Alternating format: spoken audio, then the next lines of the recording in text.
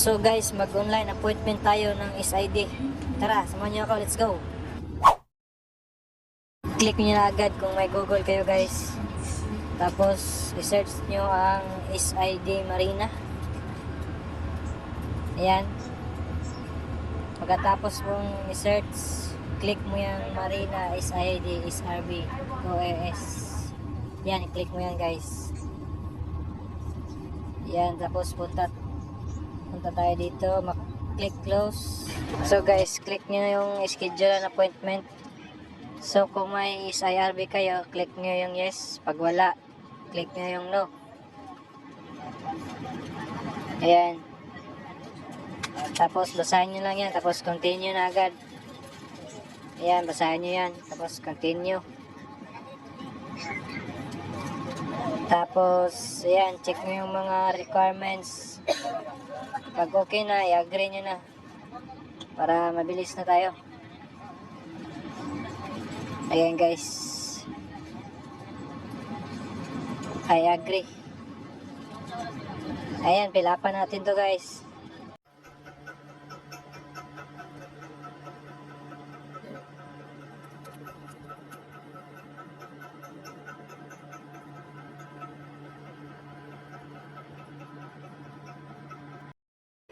So guys, kung ano yung email na nilagay nyo doon sa pinilapan nyo, may isi-send na code yung Marina sa inyo. Tapos kung ano yung code, dito yung nilagay. Isulat nyo lang dito. Pagaya nito. Ayan. Pagkatapos dito, guys, click nyo yung ano ba nakalagay dito? Submit. Ayan, submit. Tapos, ito naman guys, pilapan din to guys. Sa Marina Cagayan pala ako nag-ano nito guys, appointment kasi malapit lang kasi ako dito eh. Ayan guys, tingnan nyo lang. Sa seafarers category is overseas yung ilagay nyo. Tapos kung ratings ka o officer, yan piliin mo.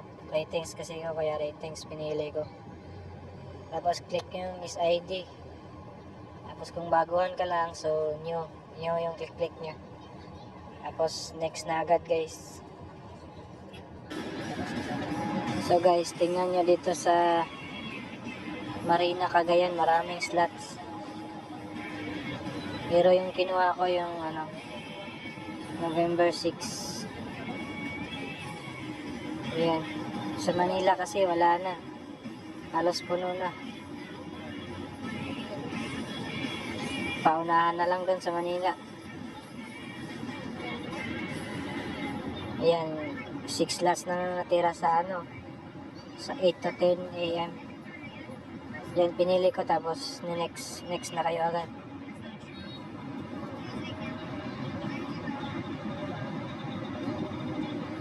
Ayan. So, ito guys, pilapan natin to guys. Kailangan matapos to. Lahat ng nakapula, kailangan pilapan. Guys, share ko lang dito. After nyo tapos lahat, nakabayad na kayo. Tapos may appointment na kayo, confirm na. Kailangan yung i-print yung yung appointment nyo. Tapos i-photocopy nyo na yung Seaman's book at passport. Yung lang guys yung front page lang. Tapos dapat naka polo shirt kayo. Kahit anong kulay. Para hindi na kayo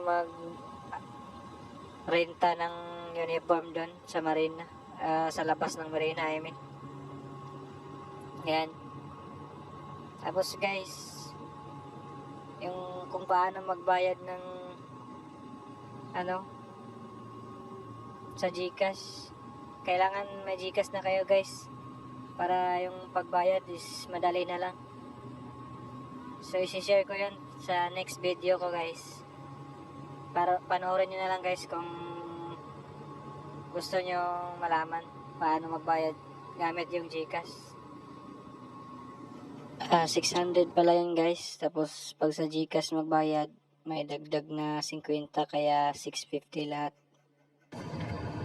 Comment lang din kayo guys kung may mga katanungan kayo. Sasagutin ko po yan kung alam ko ano yung sagot niyan. Ayan guys.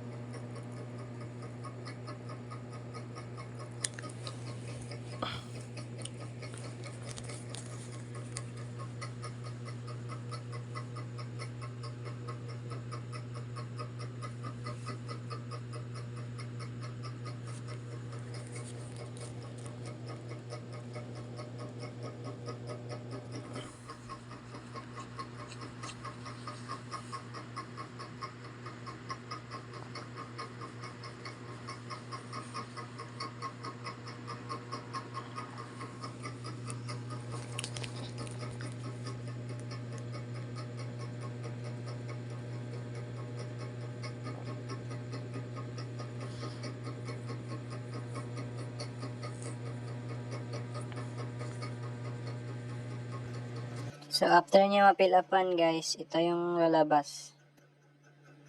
Ayan, application details. Tapos proceed na tayo. Next. Para magbayad tayo guys. Ayan, gamit ko pala guys GCash kasi para mabilis lang. Ayan, select GCash tapos ito na. May instruction naman sila dito guys kung paano magbayad. Pero gagawa rin ako ng video about dito para hindi na kayo mahirapan.